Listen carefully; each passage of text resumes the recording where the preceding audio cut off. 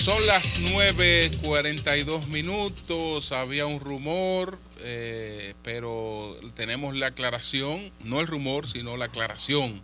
Marilena. Fue el padre que murió, el padre de Monseñor Agripino Núñez Collado. El que murió no fue el padre de Monseñor Agripino, no fue el sacerdote Agripino Núñez Collado. No fue el padre Núñez Collado que murió, sino el progenitor de Monseñor Agripino Núñez Collado fue que murió. Y tenía 112 años. Yo tuve que confirmar, pero y de se verdad. habla de que murió. Dice Ramón Paulino que jugaba domino y peleaba cuando le hacían mala jugada. Con la lucidez que tenía. Entonces, los restos serán expuestos a partir de las 3 de la tarde de hoy en la funeraria Blandino de Santiago, y mañana a partir de las 8 en la capilla de la Pucamaima habrá una misa de cuerpo presente a las 10 de la mañana y luego el funeral en el cementerio Fuente de Luz. Repetimos que falleció el padre del sacerdote Agripino Núñez Collado, quien en estos días está muy activo porque tienen que elaborar el informe de la comisión para estudiarlo de Punta Catalina, y tendrá que hacer una pausa. No se lo recuerde, María Elena, ahora. Está muy bien de salud. Está muy bien de salud. Muy buena salud. Camina mucho en el campus. Muy bien. Señores, antes de continuar con otros comentarios, aquí está el embajador Olivo Rodríguez Huerta. Jurista también. Embajador abogado dominicano en España. Abogado. Sí. Y entonces él está aquí en un día de dos temas muy importantes. No sé con cuál quiere él arrancar. Si preferimos, es más corto el de Odebrecht. El que diga la dirección del programa. El de Odebrecht. Vamos a empezar por el de Odebrecht, porque ya hay una lista ahí extraoficial. Incluso esa lista ha coincidido con algunas medidas que se han tomado. Esa es la lista. La Procuraduría la está ratificando poco a poco. Está revisando. Ha coincidido con la citación a Temo. Entonces, ¿qué piensa de esta situación? En un caso, esta lista se ha hecho en base a menciones de don Marcos Vasconcelos Cruz y menciones que no están necesariamente asociadas al tema del soborno. Ese dato que ofreces, Julio, de lista de personas mencionadas por el señor Marcos, no de personas sometidas. Hay una diferencia. No. Esas son las que fueron mencionadas por Marcos Cruz y esas son las que la Procuraduría hasta hoy. Okay. Porque cuando yo le pregunté eso a Dani me dijo no mencionadas. Están los expedientes, Marilena. Pero tú dices también están los expedientes los 15. Ajá, como tú tienes la información, lo que quiero es precisar si es mencionadas y de esas mencionadas se depura para someter o tu información. Y esos son los depurados ya. Son 14 sometimientos, según tu información. Así es. Okay. Bien, creo que se comentaba en la mañana cuál es en el aspecto formal y digamos legal el marco en que debe desenvolverse una investigación, sobre todo en una etapa inicial, lo que llaman en el proceso penal la etapa preparatoria, que se considera como regla general que es una etapa reservada, en la que solo existe contradictoriedad para las partes concernidas, el Ministerio Público y quienes están siendo sujetos de una investigación, eventualmente personas que por tener la calidad de víctima se hacen parte, entonces se hace contradictorio exclusivamente para esas partes. ¿Qué se busca con eso? Bueno, se reciben datos, pero esos datos tienen que ser objeto de depuración, de ampliación. Hay una regla general que establece, incluso está constitucionalizada, de que las actuaciones del Ministerio Público tienen que hacerse con objetividad, es decir, el Ministerio Público busca todo lo que esté a cargo y a descargo, ¿no?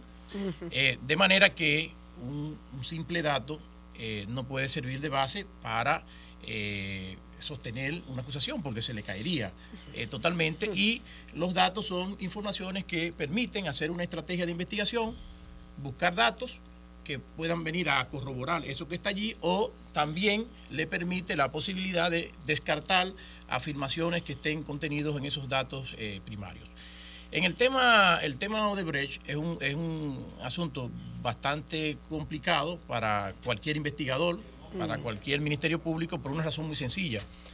Muchas de estas cuestiones son el producto de lo que se llaman delaciones premiadas. Exacto. Es decir, son testimonios que han vertido ante las autoridades de su país con el propósito de obtener una reducción de posibles sanciones penales. Son meros datos. Muchos de esos datos, de esas informaciones, de esas menciones, pudieran tener inexactitudes, no estar corroboradas. Es decir, por ejemplo, si te habla de que dio un soborno, tiene que indicar los montos, tiene que indicar mínimamente los votos del soborno, o el investigador tiene que hacer las investigaciones del lugar que permita concatenar y vincular una cosa con otra.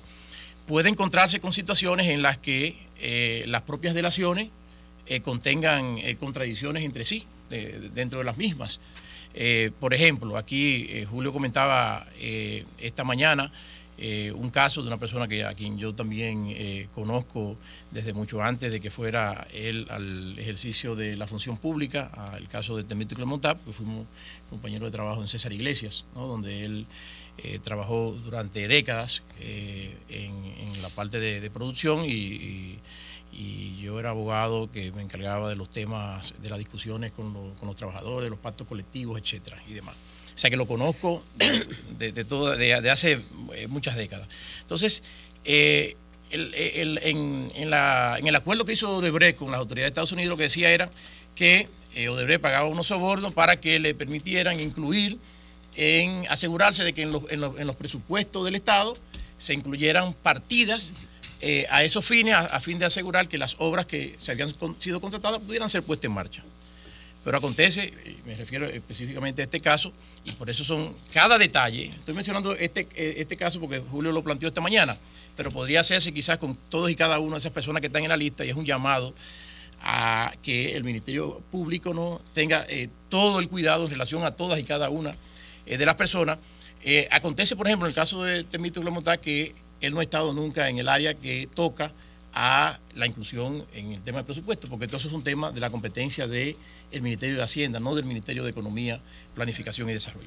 Y así puede pasar con muchísimos casos. Hay que ser bastante cuidadoso. Aquí también tenemos un determinado nivel de protagonismo, por cierto, incluso en instituciones de la sociedad civil que históricamente han tenido como discurso el tema de la institucionalidad.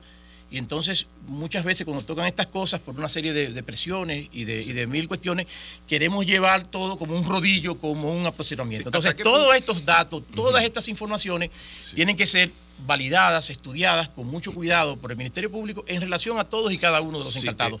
Porque precisamente esa es la finalidad de que esta etapa primera del proceso sea solamente contradictoria para las partes, porque cuando comienza a levantarse eso es cuando ya el Ministerio Público tiene toda esa base de acusación y va donde un juez y decir, mire, yo presento acusación contra fulano de tal. Y a partir de allí comienza el levantamiento del tema. ¿Hasta qué punto es importante señalar que hasta hay un momento en que se hace el cambio donde el presupuesto ya no se maneja desde el Ministerio de Economía y pasa a Hacienda? No sé si fue en el 2005 o 2006, ya Odebrecht estaba aquí.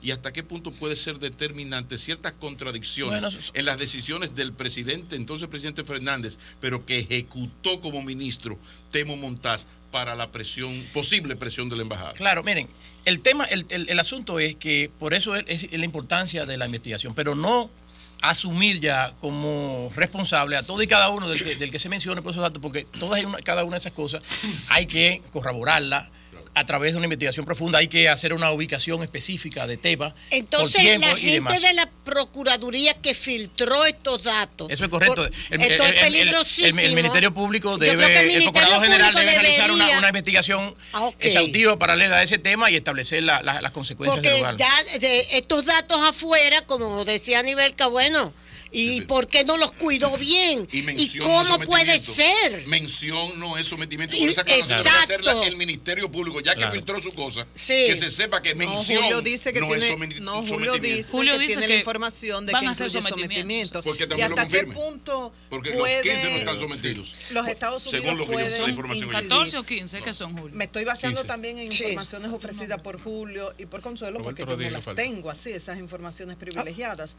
pero ambos coinciden en que es de interés de los Estados Unidos.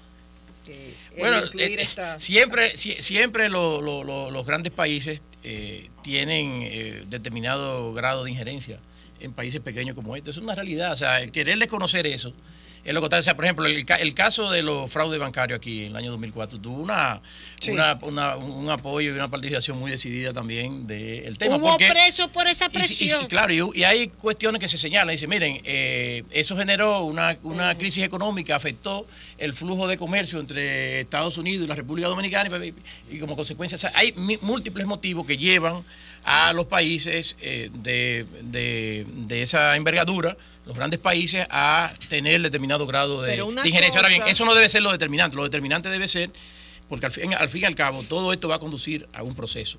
Y que luego de mucha bulla, de mucha investigación, venga y cuando haya que discutir contradictoriamente ante un juez sobre qué base tú vas a condenar a una u otra persona, es sobre la base de las pruebas, porque lo que condenan son las pruebas, no un simple rumor. Ahora bien, en una etapa previa, normalmente el Ministerio Público, cuando tiene algunos elementos, algunos hechos, lo que hace es que solicita lo que se llaman medidas de coerción, ¿no? Estas medidas de coerción van desde la más restrictiva, que es pedir prisión preventiva mientras dura la investigación, puede ser una fianza, prohibición de salida del país, diferentes mecanismos. En este caso, ¿qué pasa por lo del privilegio de jurisdicción y la legislación activa? Eso arrastra a todos. Exacto, si en la investigación comprende una sola persona que tenga privilegio de jurisdicción, entonces toda la conducción del proceso, en ese caso la Suprema Corte de Justicia, a pedido del Ministerio Público, tendría que, para conocer esas medidas de coerción, tendría que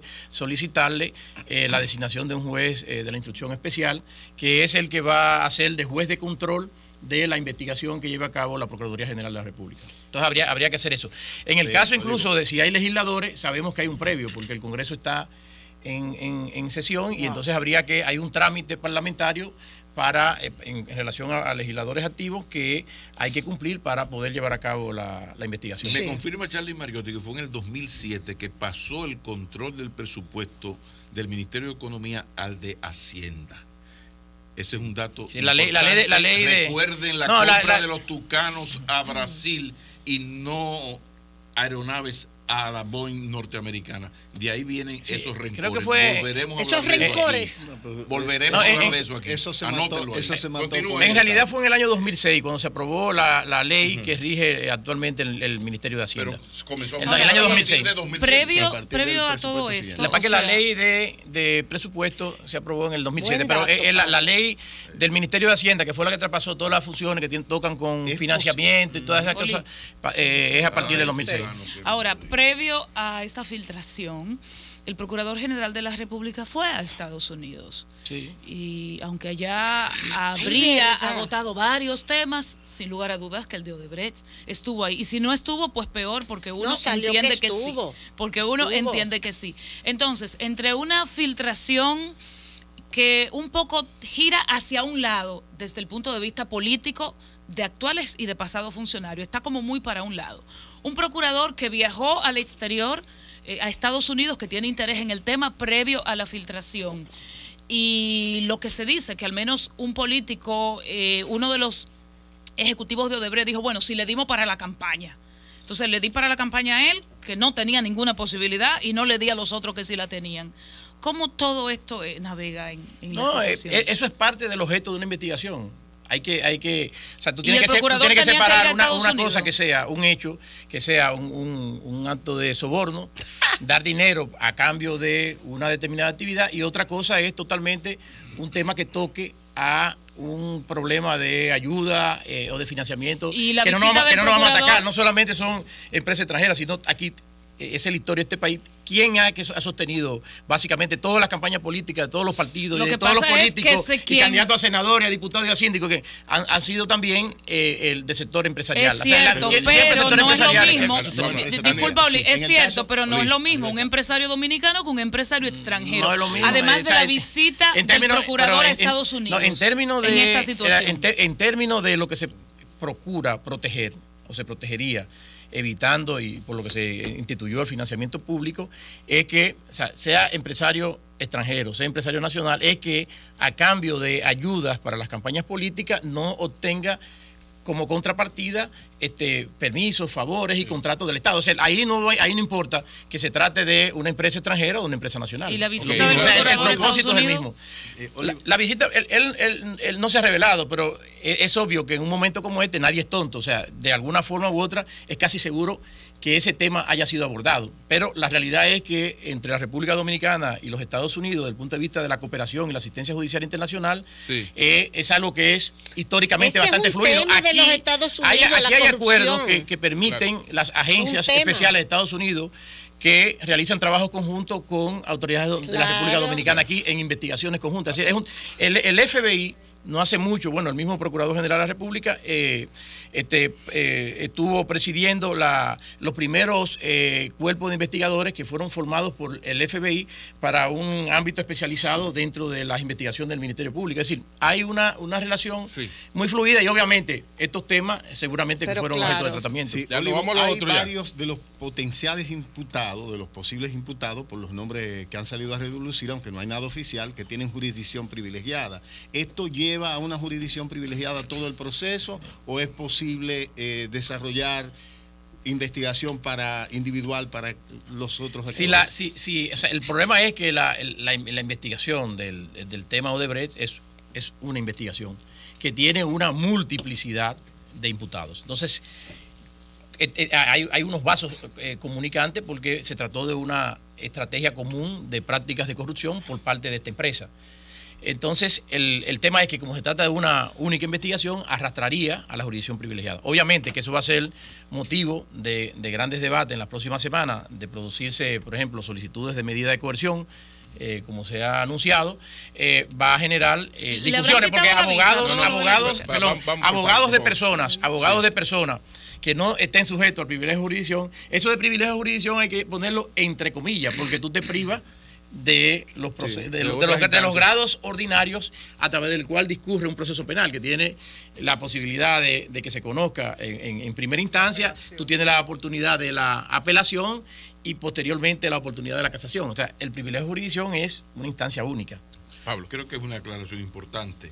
Mención no es sometimiento y sometimiento no es condena. Y ni siquiera solicitud de medida de coerción es acusación.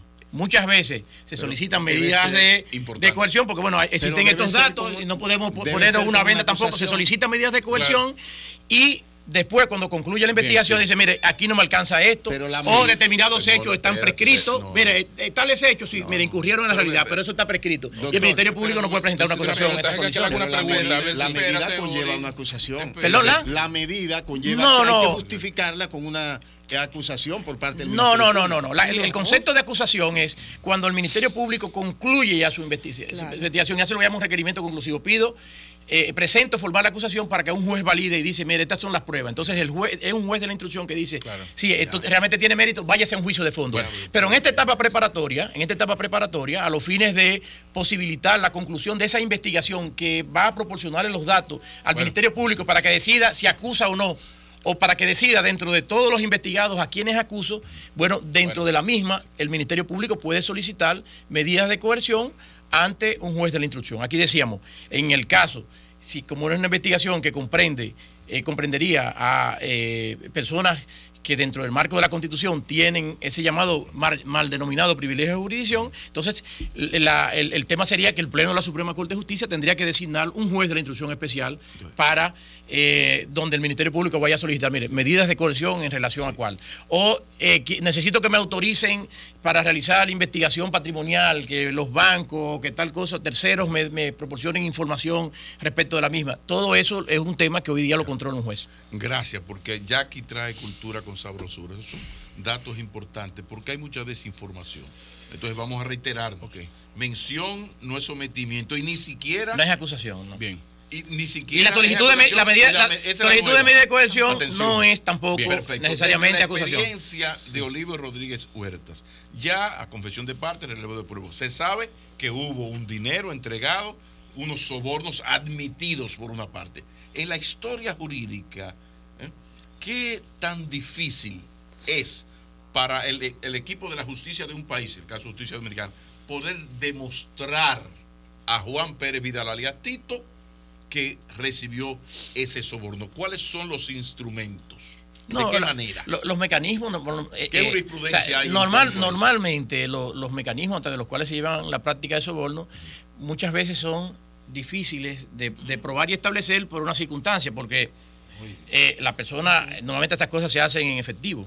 Y se hablaba del tema lavado, del control del efectivo. O sea, normalmente estas cosas se hacen en efectivo. Ahora bien, y normalmente no y la gente desarrolla su caletica y lo cual, ¿entiendes? Ahora bien, ¿cuáles son los mecanismos normales? No, por ahí hay personas que lo hacen a través de transferencia electrónica, o que le hacen un depósito en una cuenta, digo, no, ponme los nombres de tal, de fulano. Entonces eso es parte de la investigación. ¿Qué hace un Ministerio Público ante una situación como esa? En relación a cada investigado, hace un mapa de posibles personas que estén relacionadas, vinculadas con... Eso es parte de una investigación. Solicitar informaciones a través de los bancos, a través de los registros de títulos, registros de registros mercantiles de la sociedad, se comienzan a pedir información para poder establecer esos vínculos. Pero es una investigación. Bueno, señores, existen siempre medios. Olivo, finalmente tenemos, bueno, tiene una pregunta. Vamos a ver. Que no ha hablado. Sí. Olivo, aquel acuerdo que hizo Odebrecht con el Ministerio Público de pagar el duplo de los supuestos 92 millones de dólares que se dio en soborno, y que un juez lo refrendó porque le enmendaron el acuerdo, ¿eso se va a echar a un lado para pedir medidas de coerción o van las dos juntas? No, porque es que lo del acuerdo es separado. O sea, el acuerdo se refería específicamente a la persona moral Odebrecht. Y esta investigación, obviamente, lo que no podría es haber la persecución en cuanto a la persona moral Odebrecht. Y obviamente en cuanto a los funcionarios Odebrecht que ya han sido sancionados en su país por estas prácticas a nivel internacional, porque no te pueden someter 2 veces. Ahora bien, no toca a la parte de la investigación. Todo lo contrario, lo que busca el acuerdo es posibilitar la puesta en marcha de los mecanismos de prueba.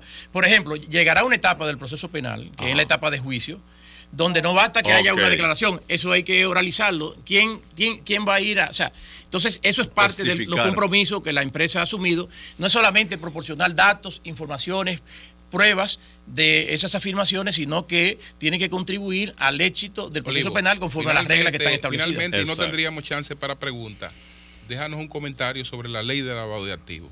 Bueno, es un tema complejo. Yo me adhiero totalmente al comentario que hizo esta mañana Ricardo Rojas León, con quien hemos estado a lo largo de varios meses trabajando con esto. Solamente quiero decirle al país lo siguiente. No es cierto que un banquero de apuestas o una empresa de banca de apuestas o los propietarios o directores de una empresa de banca de apuestas no le aplique la ley de lavado. No es cierto. Hay que entender algo. Una ley de lavado de dinero comprende diferentes elementos. Comprende unos aspectos de carácter penal, aspectos que tocan de temas de naturaleza procesal, aspectos que tocan con la cooperación y la asistencia judicial internacional y aspectos que comprenden todo el régimen administrativo de la misma. Todo lo que toca a donde están todas las infracciones penales de lavado, no hay excepción para persona alguna física o jurídica en la República Dominicana. De manera que una banca de apuestas, sus propietarios, sus directores que incurran en las conductas típicas de lavado de activos previstas en la ley de lavado, se le aplica plenamente. Primer aspecto. Segundo aspecto, no es cierto que las bancas de apuestas ya quedaron fuera del régimen de prevención. No quedaron en el listado originario, porque el listado que está allí por recomendación de quien está asesorando al gobierno de la República Dominicana de cara a la evaluación que está haciendo el Grupo de Acción Financiero Latinoamericano, sugirió de cara a esa evaluación exclusiva que se limitara en el marco de la lista nominada de sujetos obligados a aquellos que figuran en el estándar, como explicó Ricardo Rojas León. Ahora bien, la ley tiene un texto que señala ahí mismo que el Comité Nacional contra el Lavado de Activos, que es la máxima instancia de organización administrativa y de impulso de las políticas antilavado, está facultado para extender toda esa reglamentación en materia de prevención del lavado de activos a todos los sectores que presenten nivel de riesgo, como es el caso de estas bancas de apuestas. Y un tercer aspecto de por qué también esto es una falsedad y una cortina de humo para tapar lo que es la verdadera razón de la discusión. El tercer aspecto es que las bancas de apuestas y estas empresas de lotería están sujetas a un régimen de control y supervisión. a cargo del Ministerio de Hacienda. Dentro del Ministerio de Hacienda existe una estructura orgánica que se dedica exclusivamente a esto, en que incluso el actual ministro de Hacienda, Donald Guerrero, ha dictado medidas específicas en relación a ese sector que la pueden buscar entrando a la página de internet sobre esa materia.